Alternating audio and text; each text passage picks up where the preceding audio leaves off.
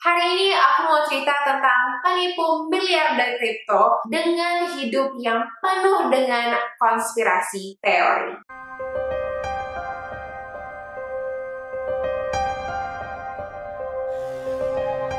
Hai, welcome back to another episode of YouTube and Chills. Nama aku Yufi dan hari ini baju aku agak turun. Tapi anyway, jangan fokus ke baju aku karena hari ini ceritanya tuh menarik banget. Iya guys, ini tuh tentang penipu miliarder kripto. Apa sih yang terjadi kepada istrinya? Gimana sih dia bisa menjadi seorang miliarder? Dan apa aja konspirasi teori yang menyangkut tentang hidupnya? Penasaran?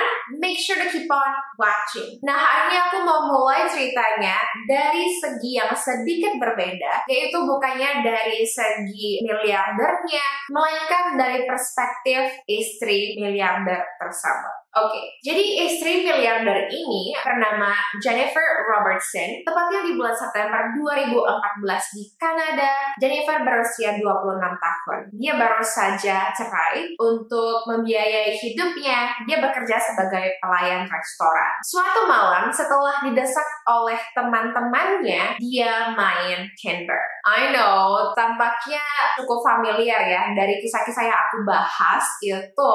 Kalau orang main Tinder, kayaknya nggak ada happy endingnya deh. Tapi sedikit berbeda dari cerita lain. Ini tuh ada happy beginning, oke? Nah, saat Jennifer main Tinder, dia swipe right kepada seorang laki-laki yang bernama Gerald Cotton. Jennifer pun bertemu dengan Gerald, mereka seumuran, dan ternyata meskipun tampilan Gerald itu biasa-biasa aja, sebenarnya Gerald adalah seorang businessman yang sangat sukses. Dia adalah seorang entrepreneur Bitcoin, dan karena ini tuh masih tahun 2014 ya, Jennifer sebenarnya nggak gitu tahu Bitcoin itu apa. Yang dia tahu adalah Gerald adalah seorang laki-laki yang sangat baik, sangat pintar, sangat sukses, dan bisa memberikan Jennifer segalanya. Selama 4 tahun mereka pacaran, Jennifer yang tadinya adalah seorang pelayan restoran hidup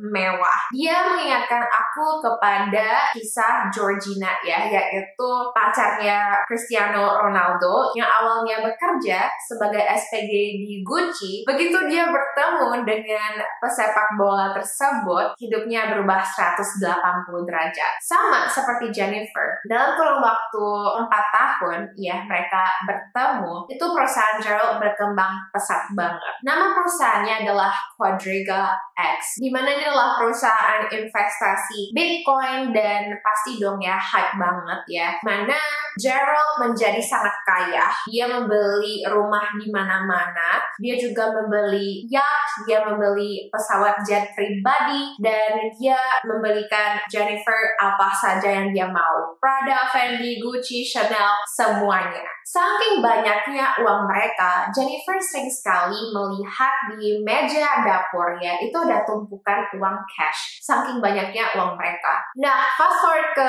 bulan November 2018, ini adalah hari dimana mereka menikah. Pesta pernikahan mereka mewah ya, yaitu di sebuah istana di Skotlandia. Setelah menikah, mereka kembali ke Kanada. Baru saja beberapa hari menikah, Gerald langsung menandatangani surat yang menuliskan kalau misalnya ada apa-apa yang terjadi kepadanya, rumah, yacht, dan juga pesawat pribadi, dia itu menjadi milik Jennifer. Jadi ya dari sini kita bisa lihat kalau Gerald itu adalah suami yang baik gitu. Dia peduli dengan masa depan istrinya. Kan nggak tahu ya hidup orang, kalau misalnya tiba-tiba meninggal, kasihan kalau Jennifer nggak dapat apa-apa kan. Nah, Jennifer pun happy banget. Dia rasa kalau aku ini hidup di dunia Disney gitu ya, happy ending, aku tuh kayak princess gitu. Tapi sayangnya fairy tale ini tidak berlangsung lama. Karena fast forward di tanggal 31 November, mereka pergi honeymoon di India, tepatnya di Jaipur. Dan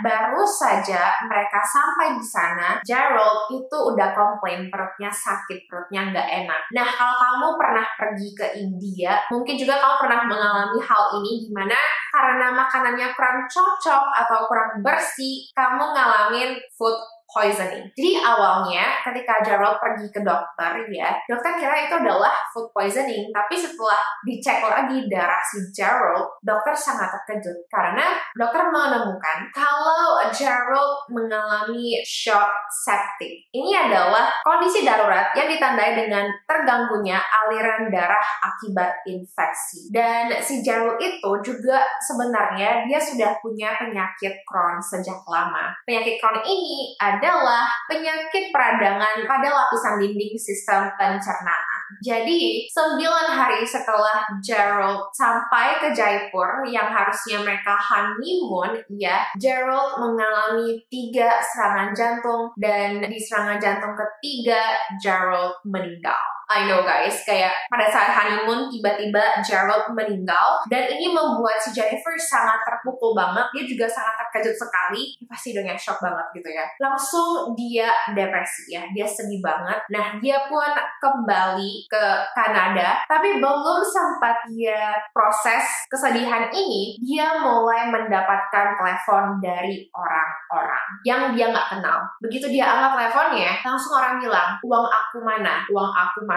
Gitu kan. Nah, si Jennifer pun dia kayak pusing gitu, maksudnya apa gitu kan. Nah, begitu dia cek di online, begitu dia type nama Gerald Cotton Quadriga gitu ya, dia melihat kalau banyak sekali orang yang invest di Quadriga itu minta uang mereka kembali. Masalahnya, uang mereka itu ada di dalam jeruji besi online yang passwordnya itu hanya diketahui oleh Gerald. Dan Gerald sudah meninggal. Gerald nggak kasih tahu ke Jennifer, tapi orang-orang nggak percaya dong ya. Orang-orang yakin banget kalau Jennifer itu tahu password jeruji besi online milik almarhum suaminya dan mereka ingin uang mereka kembali. Oke, ada berapa banyak sih orang yang invest di Quadriga? Ada sebanyak 75.000 investor dan total uang yang ada di dalam jeruji besi itu ada sebanyak 3 triliun rupiah.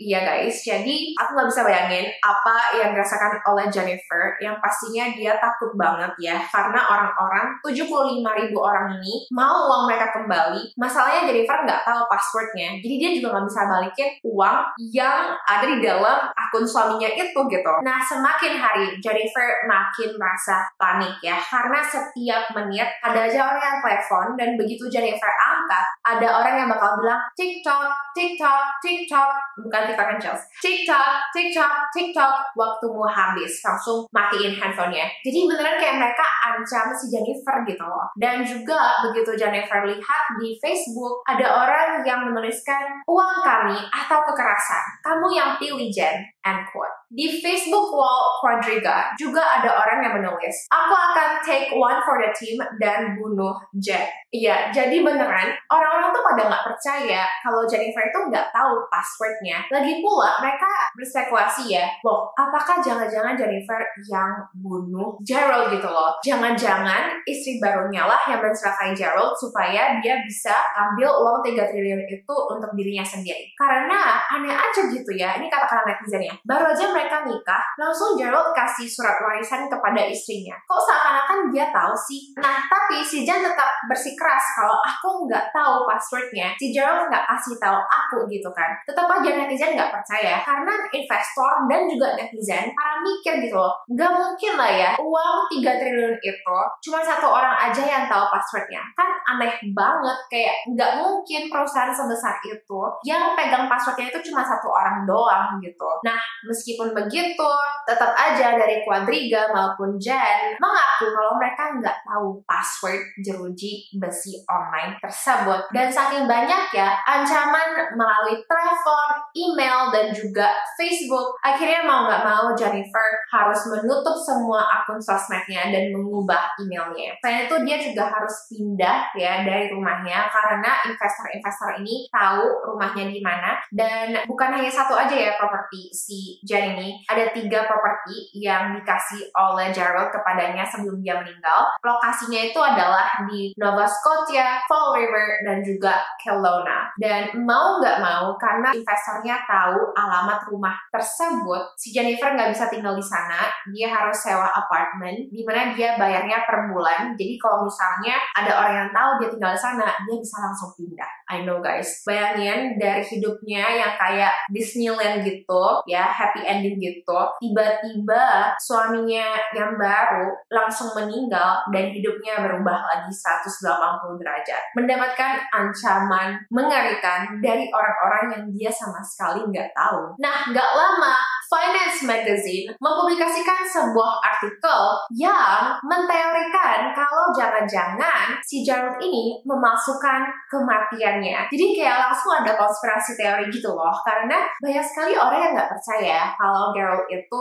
meninggal. Karena satu ya, menurut artikel ini ditulis, sebelum Gerald meninggal, dia mengambil kelas pilot. Mungkin aja supaya dia bisa terbang sendiri. Kedua, di surat kematian yang dikeluarkan oleh kepolisian India, namanya itu salah spelling. Mungkin gak sih yang meninggal di hari itu bukanlah Gerald, melainkan orang lain. Cuman Gerald ingin memasukkan kematiannya. Jadi dia melakukan itu supaya dia bisa ambil uang 3 triliun tersebut. Ketika Jennifer membaca artikel itu, dia sangat terkejut ya. Dia juga sangat merasa terpukul karena dia anggap suami aku meninggal loh. Kok kalian bisa ngomong kayak gitu sih? Kalian nggak tahu dia di ruang ICU tuh seperti apa gitu kan. Ini menurut Jennifer ya. Nah akhirnya setelah polisi selidiki lagi ya, di mana uang 3 triliun itu, gimana caranya bisa diakses supaya bisa dibalikin ke 75.000 investor. Polisi menemukan kalau tampaknya Quadriga ini adalah perusahaan penipuan besar-besaran. It's just crazy, kayak kita lihat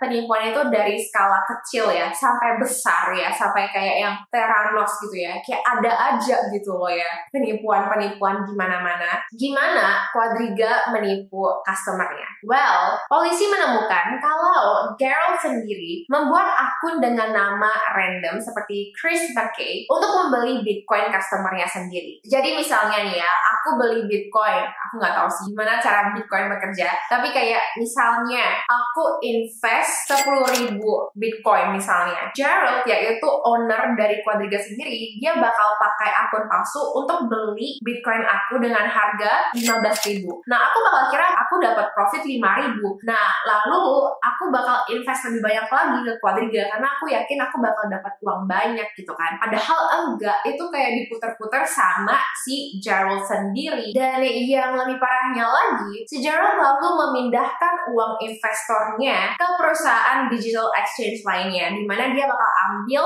uang investor, dia beli kripto di perusahaan exchange lain, lalu dia masukkan kripto tersebut di dalam dompetnya sendiri. Jadi ini pun membuat polisi yakin kalau sebenarnya di jeruji besi online Quadriga pun itu nggak ada uang sebanyak 3 triliun karena semuanya udah diambil sama Gerald sendiri. I know guys, kayak oh my god, so bad. Aku ketawa, ini tuh karena beneran kayak aku nggak bisa bayangin ya, dia punya hati banget ya untuk menipu ribuan orang investor gitu loh. Kayak aku nggak bisa bayangin betapa teganya hati si Gerald ini. Dan memang sih ya, si Gerald itu sudah terbukti tega sejak dia usia 15 tahun. Karena ketika diselidiki, sejak dia berusia 15 tahun, dia sudah menipu orang dengan uang kripto. Tapi karena dulunya belum ada kripto, dulunya itu ada e-gold, itu kayak uang internet gitu juga ya, tipe-tipe kayak kripto gitu, dia sudah mulai bohongin orang dengan e-gold. Jadi ini memang dia itu jenius banget. Sejak dia kecil aja, ketika kripto belum hype, dia itu udah percaya dengan uang e-money ini gitu. Nah akhirnya setelah polisi dan pengacara para investor itu berusaha untuk mengambil uang mereka kembali, mereka berhasil, tapi juga nggak banyak-banyak banget. Sebanyak 15 miliar mereka sita dari aset Jennifer. Dan setelah Quadriga dinyatakan bangkrut, investor berhasil mengambil uang sebesar 383 miliar dari Quadriga dan 135 miliar dari aset almarhum Gerald. Sisanya uang mereka tidak bisa dikembalikan karena hanya Gerald lah yang tahu password untuk jeruji besi online-nya. Padahal ya, sejak Gerald berusia 15 tahun, itu di tahun 2003, dia udah percaya dengan ego, dia udah percaya dengan kripto dan juga Bitcoin. Kalau misalnya dia jujur-jujur aja, pada saat Bitcoin mulai dijual tahun 2009 dan dia mulai invest uangnya, hari hari ini mungkin aja dia adalah orang paling kaya di dunia. Tapi sayangnya ya dia meninggal, dan ketika dia meninggal ketahuan kalau dia adalah seorang penipu. I know guys, like penipu-penipu ini, aduh, kasihan deh korban-korbannya. Dan dari sini kita juga bisa lihat ya, lagi-lagi korban-korban penipu itu bukan orang bego gitu. Mereka tahu apa yang mereka invest, cuman ya apes aja gitu loh. Ternyata mereka invest di perusahaan yang bodongan. So yeah guys, thank you so much for watching. If you love this video, make sure to thumbs up, make sure to subscribe and turn notification on. Hari ini aku pakai lashes dari Afro Lash, tipenya adalah Dubai, dan ini tuh bisa dipakai up to 40 kali ya. Tahan banget di mata, gampang banget aplikasinya. Aku rekomen kamu, buat kamu yang gak suka pakai bulu mata karena ribet, ini tuh gampang banget, guarantee guys. But make sure you remember untuk beli eyelinernya supaya bisa nempel, oke? Aku udah leave linknya di description box di bawah. My lipstick is from MAC, warnanya ini adalah Shy Girl, and this is what it looks like. It's so beautiful. Satu hal lagi, setiap hari Selasa aku bakal upload video seperti biasa, tapi bedanya itu gak bakal ada muka aku, tapi tenang aja, ceritanya akan tetap menarik sama seperti biasa. So iya guys, jadi kalau misalnya kamu lihat video selanjutnya, please jangan kaget karena it's still me, okay? It's still YouTube and chills, okay? I love you all, and I will see you in my next video. Bye!